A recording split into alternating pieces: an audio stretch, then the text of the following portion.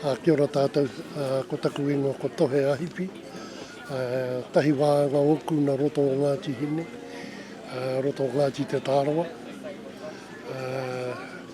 Te tahi taha no kone, no roto o Waitangi. Ngā kōrero tawhito ene o tātou mātou tupuna, maha ngā hapu i roto o Waitangi. I roto o Ngāti Kawa, i roto o Waitangi, i roto o Ngāti Rahiri. He mea nau i ngā wāo mua te kaha tini o tātou whānau. Te tini o mātou whānau, ka huangia ko a tātou whānau ka ahipi, e hapu anō tērā. E hapu anō e wera wa tātou whānau, ngā taki moana, me e ratu wa tātou whānau, ke wena ka hapu i mua, i te mea, te kaha maha wa tātou whānau. I te harenga mai te kāwana, nā ka peia wa tātou whānau ki ngā taone no hoi. Mea nā te kāwana, interbreeding. Ākora, koe tēnei, ko hau tēnei, ka Tohe Ahipi i haere mai au ki te tautoko te whānau ne, o wene wa tātou whānau. E noho nei i roto Waitangi, i haere mai ki te noho te whenua no rātou, no tātou mātou tupuna. Nā o mātou tupuna wene whenua. Ka haere wa mātou kau mātou wa tātou koe me wa rātou mokapuna ki roto o Waitangi, i runga, ka pāpāhingia, ka pāpāhingia ke kau e haere, mutu nā rātou te whenua.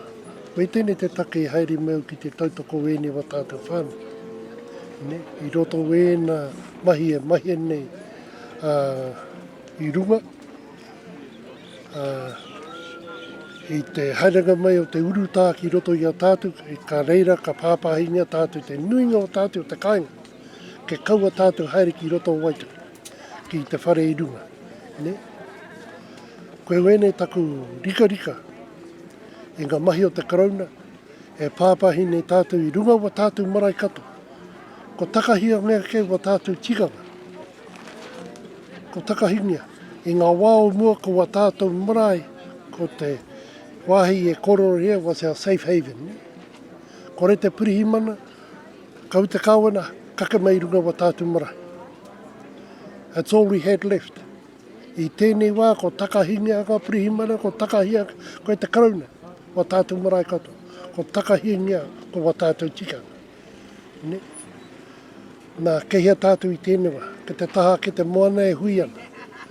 I te mea kore tātou ki te kakeirunga wa tātou marae, ki te noho tahi, ki te kōrero tahi.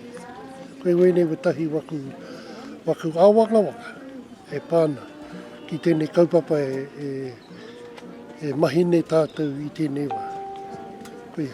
Nā koe wene, ka rakaraka ngā tātou, nā iaenena ko wa tātou kāwana kei runga wa tātou marae, ko wa tātou pirihimana katoa kei runga wa tātou marae, kei ha tātou. And it's one thing for them to say that you can't go into private businesses like restaurants, but when they're saying you can't go on tūpuna whenua. Ai, kua koe tēnei te mea ka mamai te ngākau. Kore taia koe ki te hikoe runga anō tō whenua, tō mana whenua, tō ahika. Kore taia koe ki te hikoe, ko pāpāhingia koe. Nā koe tēnei e te rangatira ngā awanga kei roto, ia tātou kato kei kone. E mea tēnā ki o tātou whānau, putano roto ngāpuhi no tonu. Kia kaha tātou. Kia kaha tātou ki te awhi te tahi. Ka hoki au ki te kōrero a kau i te ke takahia te riri ki raro o koutou wāwe. Ne kore he poi pāke a koutou a muri akene. So, paina ki te reo pāke, ne? When Kawiti had he prophesied, he said, last night I fought, and this was a week before he died. He called his people together and he said, last night I fought with the gods and I survived.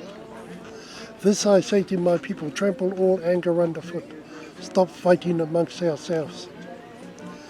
Because by the time you wake up, it's too late. You would be under the Pākehā's wing forever. A time will come when the sandflies will nip that sacred covenant. He's talking about the wakaputonga me te teacher waite. And when that time comes, it's time for you to stand. Now is that time to stand. But do not trample the tongas that were handed down by your forebears, but look to the horizon of the sea, for there may lie your answer. Let's look overseas and see what's going on there. Ka titiroa hau ki ngā pakanga, kei te haere mai. Ne? Russia, Ukraine. Ne? Ka tono ngea wa tātou no tangata ki te tahi whawhai. Ko mahua te urutāne, e whakaro tēnā ki a tātou. Ne? Are we going to do that same mistake? Ne? O he whakaro tēnā ki a tātou.